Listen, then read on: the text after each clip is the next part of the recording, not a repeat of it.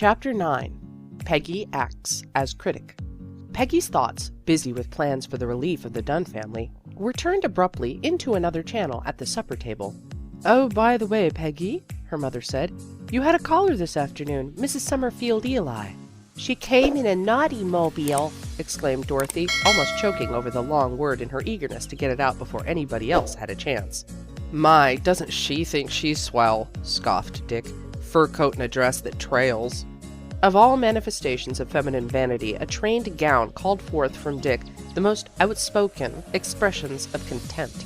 "It seems," explained Mrs. Raymond, ignoring her son's outburst, "that she was at your bazaar and bought a collar, Irish lace, I believe." "Oh, yes, Mother. That was Elaine's collar. I was a little worried for fear nobody would buy it, but not because it wasn't nice enough. I was afraid it was too nice. Lots of people come to our bazaar with just about 50 cents to spend, and I was sure the price of the collar would look dreadfully big to nearly everybody, but we really couldn't mark it less than it was worth." "Certainly not," agreed Mrs. Raymond. "And then Mrs. Summerfield Eli came in, and I was sure the collar was as good as sold, for it was really the nicest thing there, Mother. Just as soon as I could get the chance, I called her attention to it, and she looked at it a minute through her lorgnette." "Oh, say," sneered Dick. "Why doesn't she wear spectacles if she needs them?" "And she said right off, 'I'll take that,'" continued Peggy tranquilly. "I was so glad, especially on Elaine's account. It makes you feel horrid to put lots of work into a thing and have it left over." Having relieved her mind, Peggy was now ready to listen to other people. "What did Mrs. Eli want of me, Mother?" "She wants to order a pair of cuffs to match the collar. She wasn't sure who did the work, but she thought you could tell her. I am very glad," added Mrs. Raymond, "for, of course, she will pay a good price, and from what you tell me, I fancy that Elaine needs the money." "Why, what are you going to do, Peggy?" The impulsive Peggy, starting up from her unfinished supper, flushed guiltily and sat down again. "I was going to run over and tell Elaine," she confessed, "but I suppose the news will keep." As it turned out, it was not till the next afternoon that Peggy found an opportunity to convey to her next-door neighbor the important information of Mrs. Summerfield Eli's order. Callers came before supper was over, and by the time they left, the lights in the next house were extinguished. When Peggy presented herself at Elaine's door at the close of school the following day, she was as relieved at the prospect of delivering her news as if it had been a heavy weight which she had been carrying about for 24 hours. Told in Peggy's glowing language, the rather commonplace announcement took on life and color. Even the multiplication table, repeated with such animation, and such assurance of the complete sympathy of one's listeners, would have seemed touching and impressive. But when Peggy had finished, she was aware of a sudden drop in the temperature. Without meaning to do it, she intercepted glances passing between Elaine and her mother, which impressed her as the very reverse of enthusiastic. "It's very kind of you, Peggy," Elaine said at length, her manner distinctly apologetic. "Awfully kind to be so interested. But you see," she hesitated, and again the thermometer seemed to drop several degrees. "But you see, doing work like that for pay is very different from doing it for charity." "Oh, very different," said Mrs. Marshall in her deepest voice. "Of course it's different," admitted Peggy, frankly bewildered. "But it's nice to earn money for yourself, isn't it?" Again, the perplexing exchange of glances gave her a feeling of being a hopeless outsider. "Oh, the money's all right," Elaine admitted with a hard little laugh. "Nobody could want it much more than I do. But to earn it like a sewing woman—" "Fortunately," Mrs. Marshall broke in, "there are other avenues. My daughter has hopes of making a comfortable income in a manner less unsuited to her position in life." "Oh, indeed." Peggy looked at Elaine with the respect due to the prospect whose magnificence was suggested by Mrs. Marshall's manner rather than her words. To her surprise, Elaine was blushing and looking very uncomfortable. "Oh, please, Mama," she murmured appealingly. "Elaine's literary gift," continued Mrs. Marshall complacently, "has been most pronounced since childhood. A former governess, Miss Brown, Elaine always called her Brownie, was most enthusiastic over her early attempts. I think, my dear, that she compared some of your first efforts to the writings of—" "Sometimes I wonder," broke in Elaine, with a noticeable increase of color, "if Brownie didn't say all those flattering things just because she thought we liked to hear them." "Upon my word, Elaine," exclaimed Mrs. Marshall indignantly, "such suspicion is very unbecoming, especially in a young girl. And Miss Brown is so sincere, so unaffected, so different from that disagreeable Miss Collier, who was always criticizing everything and everybody. Such a relief as it was to get that woman out of the house. She didn't think me much of a genius, that's certain. Elaine laughed a little, apparently at some recollection whose humor increased with distance. But I'm not so sure, she added immediately, that she didn't mean every word of it. Really, Elaine? Mrs. Marshall's irritation showed itself by a sudden flushing of her sallow cheeks. You are in a very singular mood today. If you are going to run down poor dear Brownie and uphold that dreadful Miss Collier, I don't know, but my turn will come next. She drew out her handkerchief rather ostentatiously, and then the awkwardness of the moment was relieved by the arrival of the postman. Elaine, hurrying to the door, returned with full hands and an expression of countenance anything but enthusiastic. "What a lot of mail!" exclaimed Peggy, thankful for so good an opening for changing the subject. "Yes, there's enough of it, such as it is," Elaine responded discontentedly. She slammed the postman's offering down on the table. 2 bills, no, 3, and the others. "A young author has much to contend with," said Mrs. Marshall, forgetting her momentary pique in sympathy. "There is a prejudice against the newcomer, but once get a hearing, and it is all plain sailing." Peggy eyed the long envelopes on the table with sudden understanding. They were returned manuscripts. Very businesslike they looked with the row of stamps on the right-hand corner, and even sensible Peggy was thrilled for the moment by something vaguely impressive in the thought of writing for publication. "I'm sure a great many authors had a discouraging experience to begin with," pursued Mrs. Marshall. "Wasn't it Milton who sold Paradise Lost for a mere song? And I'm sure David Harum was refused by any number of publishers." She looked anxiously at Elaine, who, having opened one of the long envelopes after another, was reading over the rejection slips, her forehead creased in an unmistakable frown. "Let me see." Mrs. Marshall secured a slip and perused it carefully. "Why, this is rather encouraging. They say that the rejection does not imply any lack of merit." "But they must say that to everybody," Elaine insisted gloomily. "It's printed." "Really, Elaine, if you're determined to take a pessimistic view, read one of the stories to Peggy," cried Mrs. Marshall, forgetting formality for once, "and see what she thinks." Peggy echoed the suggestion heartily. She was really very curious about the contents of those long envelopes. "If I did, it would be to find out what you really did think about them," Elaine replied. "Most people would say nice things anyway. But I believe you'd be honest, Peggy." She looked at her friend rather appealingly. "I don't want to waste my time on what isn't going to amount to anything." Peggy felt a marked decline of enthusiasm. "Of course, I'm not any critic," she said uncomfortably. "I can tell you what I think, but that won't be worth much." "It's what I want anyway." Elaine jerked a bulky manuscript from its sheath and settled herself in a rocking chair. "The name of this," she announced in a defiant voice, "is The Maid of the Haunted Well. It's a story for children, you see." "Oh, yes." Peggy leaned forward in an attitude of close attention, while Elaine began to read with a rapidity which gave small heed to the marks of punctuation. "Long ago, on the edge of a vast and mighty forest, lived a young girl, known far and near as the Maid of the Haunted Well. Fair she was, with lustrous golden hair that fell in a profusion of silky ringlets. Deep blue were her eyes. Far and wide had the fame of her loveliness spread, and many came to see for themselves if she was as ravishingly beautiful as she was reported to be." "How wretchedly you are reading, Elaine," remonstrated her mother. "It is impossible to get any idea of the real excellence of the story when you hurry that way." With an evident effort, Elaine slackened her speed and continued. "The Maid of the Haunted Well had hosts of lovers, but to one and all she gave one answer: 'Wouldst wed me? Then drink with me 1 cup of water from the haunted well.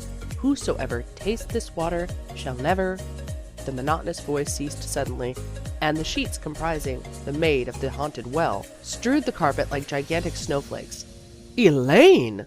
cried Mrs. Marshall. "I can't go on with it. It chokes me. Peggy, don't you think it's silly?" Peggy's struggle between her candor and her sympathy resulted in something of compromise.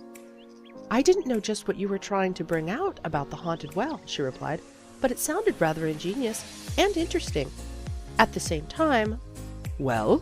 It was Mrs. Marshall who insisted on the conclusion of the sentence. Elaine was staring gloomily at the carpet. "Oh, I only wondered if nice breezy stories about jolly boys and girls wouldn't take a little better, but, of course, I don't know anything about it." "They are not all children's stories," said Mrs. Marshall as Elaine preserved an uncompromising silence. "Read her The Daughter's Defiance, Elaine." For a moment Peggy feared Elaine was going to refuse. She looked ruefully at the dejected figure in the rocking chair, wondering if her frankness was likely to cost her the friendship she had worked so hard to win. But, after a moment, Elaine reached automatically for another envelope and drew out a second manuscript. "The Daughter's Defiance," she read, or "True in Spite of All." Peggy tightened her grip on the arms of her chair and prepared herself for the worst. "Leave me if you have any mercy, I pray you leave me to myself." The Countess Rosalie stood trembling, her hands flashing with jewels, clasped in appeal. Beautiful as she always was, she seemed more beautiful than ever, now that grief had left her cheeks white as alabaster. There was a ring at the doorbell. Peggy hurried to collect the scattered sheets of The Maid of the Haunted Well, while The Daughter's Defiance found a temporary hiding place behind one of the couch cushions. Before the scramble was over, the bell had rung for the second time, and Elaine, looking self-conscious almost to the point of guilt, went to answer it. Peggy heard a surprised exclamation, then a small voice piping resolutely, "Want my Aunt Peggy." Even Mrs. Marshall joined in the laughter. "Oh, Dorothy," cried Peggy as her niece appeared, wearing an expression of triumph. "To think of all that excitement just for you." She put her arms about the little figure fondly. "What do you want, honey?" "Want to stay with you." "If you stay, you must be as still as a little mouse. I'm listening to a story." "I like stories." Dorothy climbed upon Peggy's knee and composed herself to listen. But long before the harrowing adventures of the Countess Rosalie had reached their tragic culmination, she had grown restless. Slipping from Peggy's arm, she started on a tour of investigation of the room and its contents. And to be quite honest, Peggy half wished she might follow her example. But the Countess Rosalie was finally at peace, and Elaine turned a flushed face on her unwilling critic. "Tell me just what you think of it," she said. Peggy drew a long breath. The temptation to be comforting and complimentary was for the instant almost irresistibly strong. She fortified herself for the ordeal by recalling the character of Elaine's appeal. It was not right that the girl should waste her time if a friendly caution could save her. Nevertheless, Peggy heartily wished that the thankless task had fallen to somebody else. "Of course, it's any amount better than anything I could write, Elaine. I think your imagination is really wonderful, but—" "Go on." This time it was Elaine who did the prompting. Mrs. Marshall only compressed her lips. "It seemed to me that there were a good many things in your story that girls can't be expected to know much about. Love and crime and remorse and all that sort of thing. And all the characters are counts and countesses and, well, I never saw a countess." "And you're wondering if I ever did? Well, no." "I should think," suggested Peggy, feeling the beads of perspiration start on her forehead, "that it would be better to write about the things you know, that's all." "But I don't know anything worth writing about," said Elaine sharply. Then in a changed voice, "Oh, I see. Probably that's just the reason I oughtn't to try it."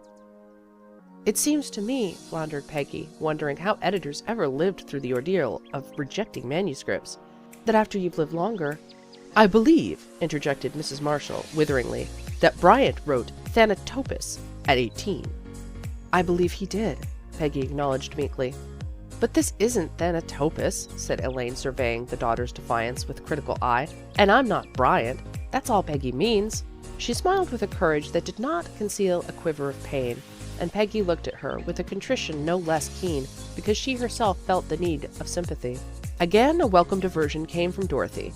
In her search for entertainment, she had discovered a basket of photographs placed upon a small stand. Engrossed in the possibilities of her discovery, Dorothy had leaned against the basket's frail support, with the result that the stand was overturned and the pictures strewn far and wide. For the second time during her call, Peggy went down on hands and knees to gather up the scattered photographs, having satisfied herself by the agility with which Dorothy scrambled to her feet that she was uninjured. "Oh, Elaine!" It was a relief to start a topic of conversation which bore no relation to literary pursuits. "Here's a picture of you I never saw before." Elaine glanced up quickly. "Oh," she exclaimed, "I didn't know that was downstairs." Peggy's discovery was a Kodak picture, apparently a group of picnickers gathering on the edge of a small lake. When she had removed all traces of the disorder caused by Dorothy's mishap, she carried the picture to the window for a closer look. "How heavy your hair used to be, Elaine. You've got plenty now, but it was lots heavier then." No reply. "I love Kodak pictures," Peggy went on. "This is an awfully cute one, but really you look older in it than you look now. I suppose it is because there's no retouching." Something in the other's silence caused her to look up. Elaine's face was crimson, and her manner so indicative of perturbation that Peggy was on the point of demanding the reason. Elaine saved her from that blunder. "It's not a bit good picture," she said hastily. "I can't bear it. I never mean to leave it where people can see it." She took the offending photograph from Peggy's hand and had locked it into the drawer of the desk before Peggy had recovered from her amazement. On the whole, the afternoon had not been very successful. Peggy suggested to Dorothy that it was time to go home, and Dorothy pranced with uncomplimentary readiness to take her departure. Elaine followed them out into the hall, half closing the door behind them. "Peggy," she said with an unmistakable effort, "if it isn't too much trouble, I wish you'd tell Mrs. Eli that I'll do those cuffs for her." Peggy turned with a joyful exclamation and caught Elaine in her arms. "You dear thing, I think that's just splendid of you." Then, without giving her courage time to cool, she rushed on. "And oh, Elaine, you don't know how I hated to say what I did. You'll forgive me, won't you?" "I shouldn't have forgiven you if you'd said what you didn't believe," Elaine returned, her lips trembling. "I didn't want sugar plums, Peggy. I wanted the truth. I've got to do something to earn money, and if I haven't any chance one way, I've got to try another. And besides," she added, voicing a truth which many people apparently lose sight of, "it's a lot easier always to say something pleasant than to say what's true." Peggy went home in a glow. She was proud of the stand Elaine had taken, and grateful to her for realizing that friendly sincerity may be a costly gift. And she's such a sensitive girl, too, Peggy thought. She was really annoyed because I didn't quite like the Kodak picture of her. The recollection of Elaine's face came before her as the thought took shape, and she seemed to see in its expression something more than annoyance. Why should Elaine have cared? Unconsciously, Peggy laid the matter of the photograph away in some secret drawer of her memory, along with several other little perplexities, to await a future solution. End of chapter 9.